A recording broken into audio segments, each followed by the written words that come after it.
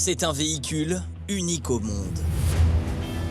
Une limousine montée sur un châssis de camion qui pèse plus de 9 tonnes, soit le poids cumulé de 5 voitures familiales. C'est un monstre, enfin, cette voiture elle est monstrueuse. On l'appelle Cadillac One. Elle mesure 5,5 mètres de long, pour 2 mètres de large et presque autant de haut.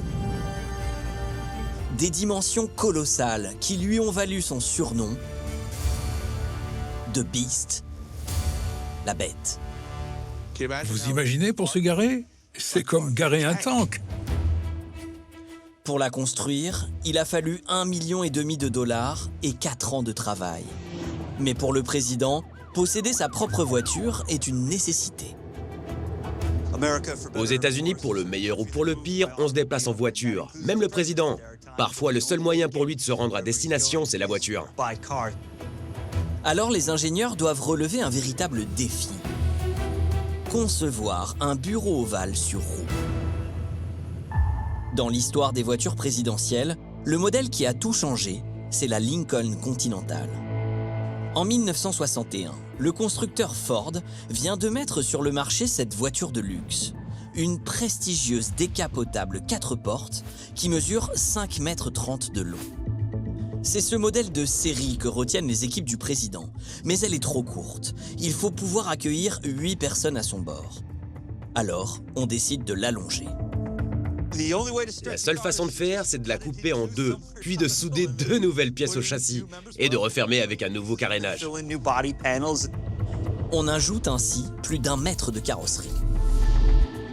On arrive presque à 6,50 mètres de long, c'est assez fou. Et ça a permis d'offrir plus d'espace dans l'habitacle arrière. On implante aussi des strapontins repliables, des marchepieds sur les pare-chocs arrière pour les gardes du corps et des phares de balayage sur les montants du pare-brise. Quant au toit, il est constitué de panneaux en plastique transparent que l'on peut entièrement retirer.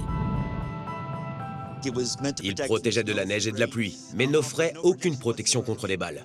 C'était juste contre les intempéries. Aucune sécurité particulière. La Lincoln du président est un véhicule d'apparat conçu pour être vu. On a même installé un système de vérins hydrauliques sous la banquette arrière pour surélever le président de près de 30 cm pendant les défilés.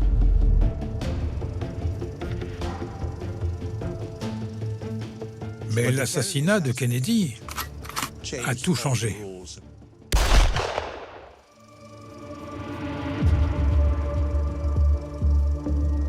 Tout est devenu beaucoup plus strict. Les constructeurs doivent revoir leur copie. Fini les voitures de parade. Il faut protéger le président. Alors la Lincoln retourne à l'atelier. C'est assez dingue qu'après la fusillade, ils aient décidé que la meilleure façon d'aller de l'avant était non pas de mettre cette voiture à la casse, ni d'en construire une nouvelle, mais de retaper la voiture existante.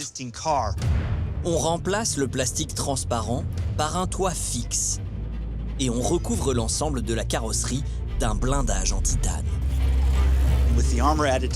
Avec toutes ces protections, la voiture pèse 4,5 tonnes. Alors ils installent un moteur plus puissant, parce qu'il faut aussi qu'elle puisse s'échapper rapidement en cas d'urgence. 5 mois seulement après l'assassinat, la Lincoln reprend du service pour 13 années de plus et 4 présidents successifs. Elle a changé l'histoire des voitures présidentielles. Aujourd'hui, Cadillac One n'est pas construite sur la base d'un modèle de série. Elle est entièrement dessinée pour le président et assemblée sur une plateforme de poids lourds dans les usines de General Motors. Mais comme la Lincoln, sous des airs de limousine, les ingénieurs ont construit un tank avec ses vitres blindées, son réservoir renforcé contre les explosions et ses pneus en Kevlar à l'épreuve des balles. La priorité, c'est de protéger et de défendre le président. Dans Cadillac One, le président est complètement isolé. L'habitacle est totalement hermétique et équipé de ses propres réserves d'oxygène pour résister à une attaque chimique. Quant aux portes, elles font 20 cm d'épaisseur et pèsent aussi lourd que celles d'un avion de ligne. Je ne sais pas combien elles pèsent, mais c'est à peine croyable. Quelqu'un doit les ouvrir pour le président, car je ne pense pas qu'il puisse le faire lui-même. Elles sont tellement lourdes. Le président est tellement confiné dans l'habitacle qu'il est à peine visible. Et pour communiquer avec le public à l'extérieur, il doit utiliser un dispositif de micro et de haut-parleurs. Avec ce haut-parleur, il peut s'adresser à la foule. « Bonjour, je passe devant vous, j'aimerais beaucoup pouvoir m'arrêter ». Il peut diffuser des petits messages. The Beast est ainsi la voiture la plus sécurisée du monde. Il n'aime pas en parler, et je n'ai pas réussi à percer ce secret, mais il semblerait qu'on reçoive une décharge électrique si on pose la main sur la poignée de la porte pour tenter de l'ouvrir. C'est assez impressionnant.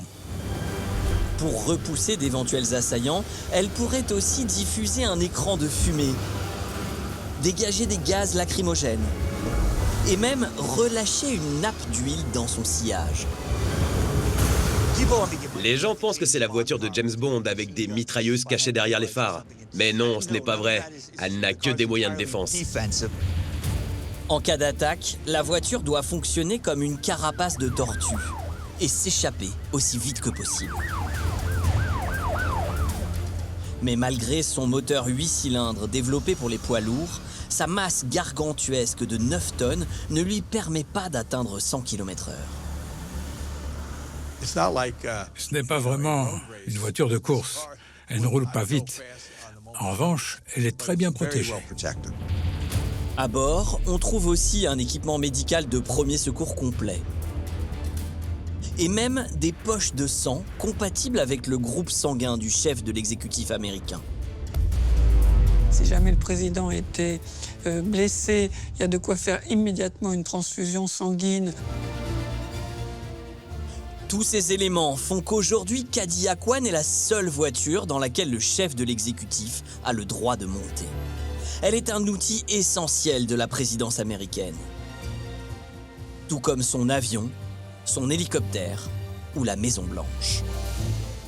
Inspirés des outils les plus modernes de l'industrie américaine, modifiés et reconstruits pour garantir confort et sécurité, ils sont le fruit du travail d'ingénieurs hors normes qui mettent au service du président des États-Unis d'Amérique des technologies XXL.